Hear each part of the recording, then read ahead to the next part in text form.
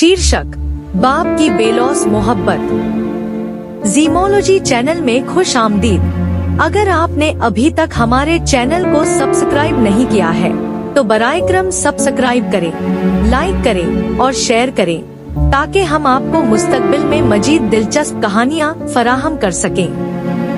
Gym एक ज़हीन और जस्तजू पसंद लड़का था जो अपनी वालिदा निशा के साथ एक पुरसुकून कस्बे में रहता था। निशा एक यूनिवर्सिटी में प्रोफेसर थी और अपने काम में हमेशा मसरूफ रहती थी, जिसकी वजह से जीम को अकेले वक्त गुजारने की आदत हो गई थी। उसे पुरस्कार जगहों की खोज में मजा आता था और कभी कभी वह अपने घर के आसपास के वीरान मकानात की तलाश में निकल पड़ता। एक दिन जीम ने गांव के किनारे पर वाक़े एक कदीम और खस्ता हाल मकान देखा। मकान के बारे में कहा जाता था कि वहां सालों से कोई नहीं रहता और वह मकरूह भेदों से भरा हुआ है। जीम के दिल में तजस्सुस और मुहिमजुई की तमन्ना जाग उठी और वह इस पुरस्कार मकान के अंदर जाने का इरादा कर बैठा। मकान के अंदर कदम रखते ही जीम ने महसूस किया कि हर चीज अजीब सी सर्दी और खामोशी में डूबी हुई है। वह एक एक कमरे की खोज में लग गया। आखिरकार उसे एक खुफिया तहखाना मिला जो गहराई में कहीं जाता था। तहखाने में एक कदीम और भारी संदूक रखा था। जीम ने सोचा कि यह संदूक यकीनन कोई बड़ा खजाना छिपाए होगा। जब जीम ने संदूक का ढक्कन खोला तो उसके अंदर सोने के सिक्के, जवाहरात और कीमती चीजें चमक रही थी। जीम की खुशी की कोई हद ना रही। उसने सोचा कि उसकी जिंदगी अब हमेशा के लिए बदल जाएगी। लेकिन उसे क्या मालूम था कि यह खजाना उसके लिए एक खौफनाक लानत ले आएगा। संदूक के नीचे एक पुराना कागज पड़ा था जिस पर अजीबोगरीब मिस्री हरूफ में कुछ लिखा हुआ था। जीम ने इस कागज को गौर से देखा लेकिन उसे समझने में नाकाम रहा। वह संदूक लेकर घर आ गया, लेकिन इसके बाद से ही उसकी जिंदगी में अजीबोगरीब वाकयात होने लगे। रात को जीम को ख्वाब में एक खौफनाक मम्मी नजर आती जो उसे अपने सर्द हाथों से पकड़ने की कोशिश करती। वह मम्मी दरअसल मिस्र के एक बेरहम फिरौन तूतनखामुन की थी जो अपनी जिंदगी में सफाकियत के लिए मशहूर था। इस मम्मी को संदूक में दफन किया गया था ताकि कोई उसे ना छुए, लेकिन जीम ने नादानी में उसे बेदार कर दिया था। निशा को अपने बेटे के रवैये में कुछ गैर मामूली तब्दीलियां महसूस हुईं, लेकिन जीम ने अपनी माँ से सब कुछ छिपाने की कोशिश की।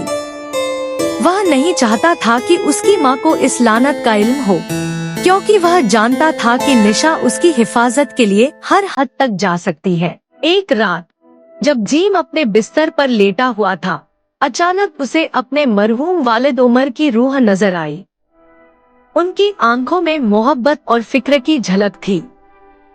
उमर, वालिद, मेरे बेटे, तुमने जो खजाना पाया है वह लानतज़ा है। तुम्हें इस लानत से छुटकारा पाने के लिए एक खास तावीज की जरूरत है जो दुनिया के सबसे ऊंचे पहाड़ केटू की चोटी पर छिपा हुआ है।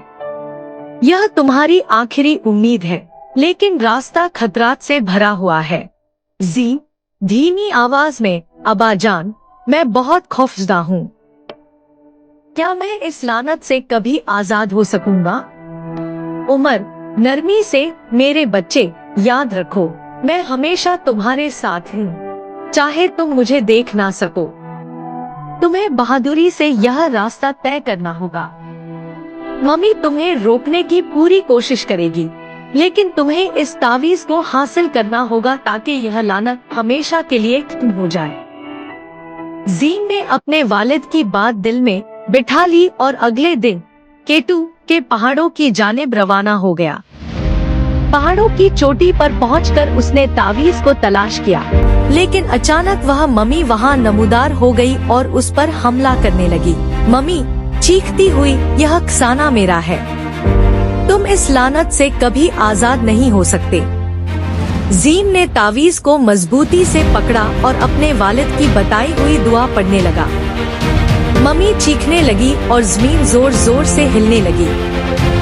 जैसे ही जीम ने आखिरी अल्फाज अदा किए, उसके वालिद उमर की रूह दोबारा जाहिर हुई। उमर, सख्ती से, तुम मेरे बेटे को नुकसान नहीं पहुंचा सकती। यह लानत अब खत्म होने वाली है। वालिद की रूह ने मम्मी से सख्त लड़ाई की और आखिरकार उसे घसीटकर दोस्त के गहरे अंधेरों में फेंक दिया। जीम की जिंदगी दोबारा मामूल पर आ गई, लेकिन यह कहानी यहाँ खत्म नहीं हुई। जीम की जिंदगी में हालात वापस मामूल पर आ गए, लेकिन माजी के तजुर्बे ने उसे गहराई से मुतासिर किया। वह अपने वालिद की रूह के साथ होने वाले इस तजुर्बे को भुला नहीं सका। एक दिन जब जीम ने अपनी वालिदा निशा को सारी कहानी सुनाई, तो निशा ने हैरत और फिक्र के साथ उसे सुना। निशा, जीम, मैंने हमेशा कहा था कि तुम्हें इन वीरान जगहों पर नहीं जाना चाहिए, लेकिन मुझे तुम पर फख्र है कि तुमने बहादुरी से इस लानत का सामना किया और अपने वालिद की रूह की मदद से उसे शिकस्त दी। जीम मुस्कुराकर, माँ, मैंने आपकी बातों का मतलब अब समझा है, लेकिन अब मुझे लगता है कि इस तजुर्बे ने मुझे मजबूत बनाया है। इस दिन के बाद जीम ने अपने वालिद की कुर्बानी को हमेशा याद रखा और उनकी रूहानी मौजूदगी का एहसास हमेशा अपने साथ रखा। जीम ने अपने अंदर एक नई ताकत महसूस की और उसने अपने वालिद की कुर्बानी के किस्से को अपनी जिंदगी का हिस्सा बना लिया। जब भी जीम आसमान की तरफ देखता, तो उसे अपने वालिद उमर की रूह मुस्कुराते हुए नजर आती, जो उसे दुआएं दे रही होती।